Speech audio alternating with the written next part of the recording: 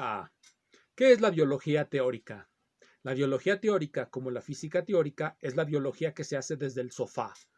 La biología empírica o experimental es la biología que se hace en campo, de donde se recolectan los datos que los biólogos teóricos habrán de interpretar y nos habrán de dar una teoría que nos explique por qué se dan esos datos y no cualquier otros.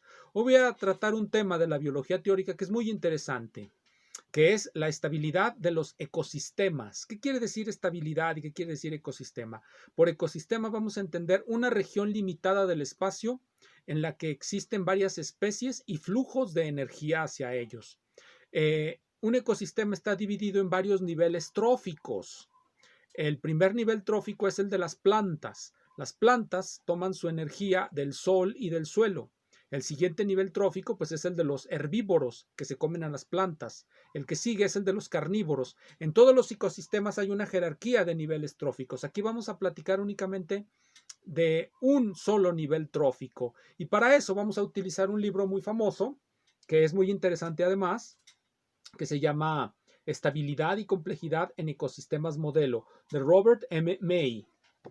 El libro es importante porque nos demuestra cómo, con la ayuda de matemáticas elementales, en este caso, la teoría lineal de la estabilidad de las ecuaciones diferenciales y unos métodos numéricos para calcular los autovalores de matrices muy grandes, se pueden obtener resultados que dejan a una comunidad con la boca abierta, en este caso a la comunidad de los biólogos teóricos. ¿Qué es lo que quiere rebatir May? ¿Cuáles son las tesis que May tiene en mente para poder refutarlas? Bueno, pues la tesis fundamental es que un ecosistema es más estable conforme tiene más especies.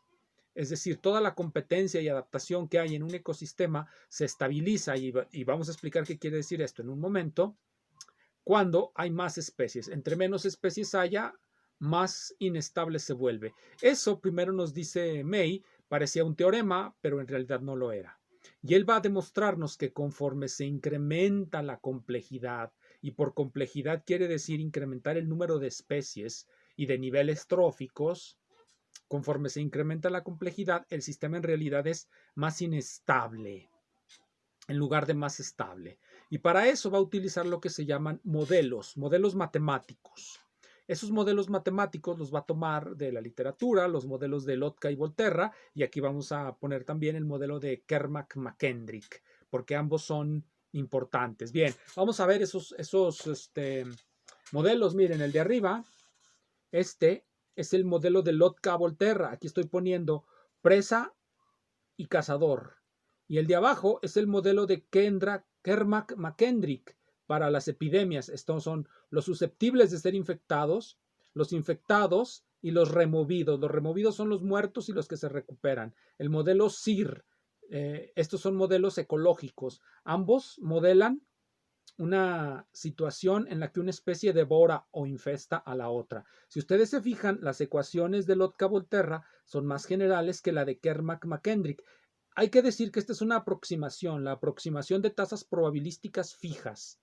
En su forma general, estas ecuaciones son un conjunto de ecuaciones íntegro-diferenciales muy difíciles de resolver, pero en la aproximación de tasas constantes, de tasas de contagio constantes, se puede reducir a esto. Vean que son muy similares. De hecho, estas dos ecuaciones de aquí no están acopladas con esta de acá, ya que si resolvemos estas, pues resolvemos este de aquí directamente. Notamos que a estas ecuaciones, las de Kerman-McKendrick, les falta este término que sí aparece en las ecuaciones de Lotka-Volterra. Eso va a cambiar sus propiedades, va a cambiar mucho sus propiedades. Bien, Robert M. May va a analizar estas desde el punto de vista de la estabilidad. ¿Qué significa la estabilidad? Bueno, vamos a explicarlo de manera muy simple. Vamos a suponer que tenemos una región en donde hay dos especies. Una de esas especies preda a la otra, se la come. La otra especie, por supuesto, tiene una tasa de natalidad y la tasa de los cazadores también tienen una tasa de natalidad. Tenemos dos tasas de natalidad que van a estar en competencia debido a las acciones de las especies por sobrevivir. Si vamos a ponerle a las presas ovejas y vamos a ponerle a los cazadores lobos. Los lobos llegan a una región en donde hay ovejas. Hay una cierta densidad de ovejas. Debe de haber un cierto número de ovejas, una cierta densidad de ovejas muy grande o más o menos de cierto tamaño que se puede determinar para que pueda haber una dinámica, porque si son muy pocas y son muchos los lobos, se las van a comer y no hay dinámica que hacer, simplemente se extingue una de las especies en esa región.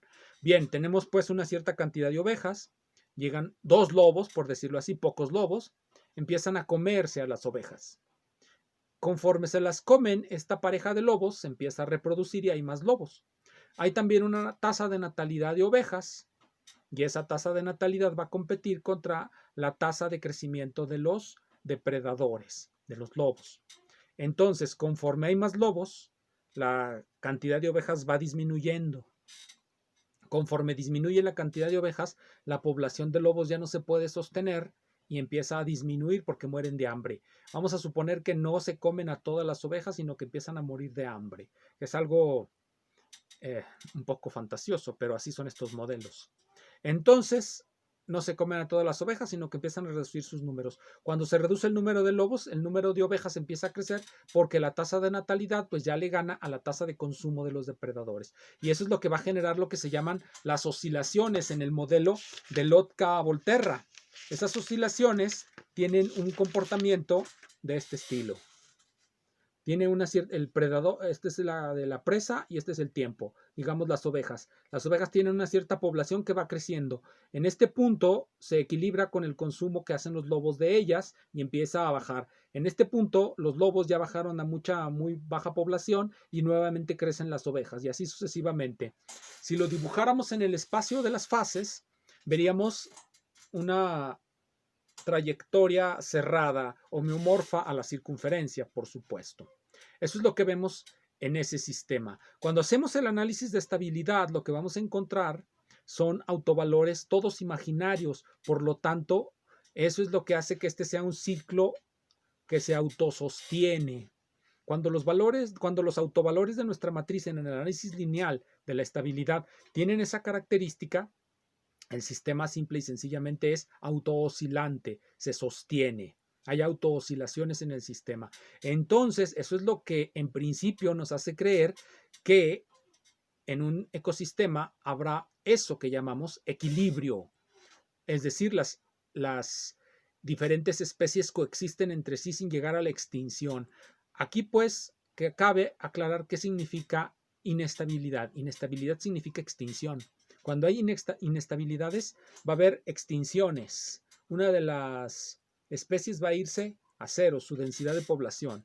Entonces, por eso es interesante la idea de las extinciones. Hay un libro que tengo aquí, una teoría neutral unificada de la biogeografía de islas, de la biodiversidad de la biogeografía, que es de 2001, hace 19 años, en donde nos comenta, es con lo que empieza en la página 9 del prefacio.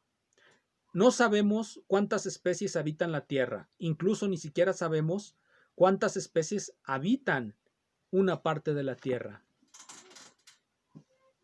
No sabemos esos datos tan importantes porque en realidad no nos interesan, no han resultado funcionales para los intereses de los seres humanos. Por supuesto, con la aparición de los movimientos ecologistas se vuelve importante saber cuántas especies se están extinguiendo porque el hombre, el ser humano, es una especie que cuando llega a un ecosistema genera la suficiente inestabilidad como para que empiecen a extinguirse varias especies. Las especies se extinguen constantemente, no nada más por la aparición del hombre, sino por lo que acabamos de comentar. Hay ecosistemas inestables, conforme llegan especies a convivir unas con otras, se empiezan a predar unas a otras y desaparecen. Así es que esa idea de que nada más el hombre preda especies es una verdadera aberración. Las especies se van a extinguir, nos guste o no, dependiendo de condiciones objetivas, no de nuestro deseo. Por supuesto, el ser humano puede crear hábitats artificiales para que las especies puedan coexistir. Les llamamos zoológicos. Pero en condiciones naturales, la naturaleza es terrible, la naturaleza es tremenda, la naturaleza no conoce corrección política, la naturaleza mata. Bien, entonces estábamos hablando de las inestabilidades. Robert M. May es lo que demostró, y lo demostró con estos elementos que les acabo de platicar.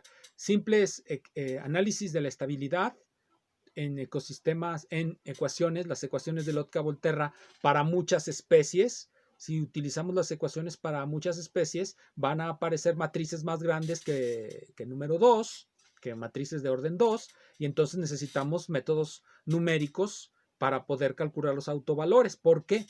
Porque solamente podemos calcular con exactitud los autovalores de matrices de orden 4 debido a un teorema de Galois, de Évariste-Galois, que demostró que las ecuaciones quínticas no tienen soluciones exactas. Por eso, para sistemas con 6 especies, pues ya se necesitan métodos numéricos. Y cuando hacemos ese análisis, notamos que hay inestabilidades. Conforme crece el número de especies, crece el número de inestabilidades, es decir, el número de extinciones.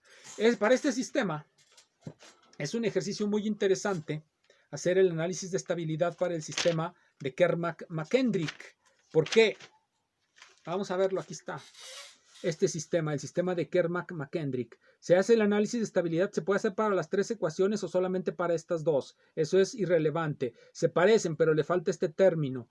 El hecho que aparezca este término hace que las ecuaciones tengan lo que les llame autooscilaciones. En este caso, si hacemos el análisis de estabilidad, nos vamos a dar cuenta que el sistema CIR, que describe pandemias, es inestable.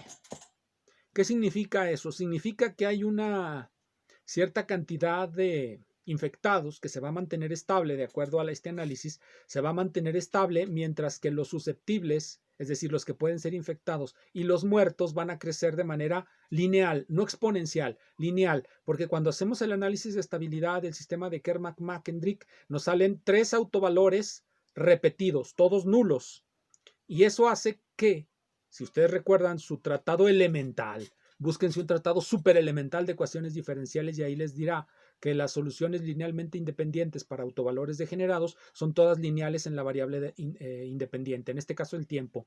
Entonces, si hacemos el análisis de la estabilidad para el modelo de Kerr-McKendrick de pandemias, no habrá autooscilaciones, lo que habrá será una cantidad indefinida de muertos y una cantidad indefinida también de contagiados. Y eso solamente para un número finito de infectados. Muchísimas gracias.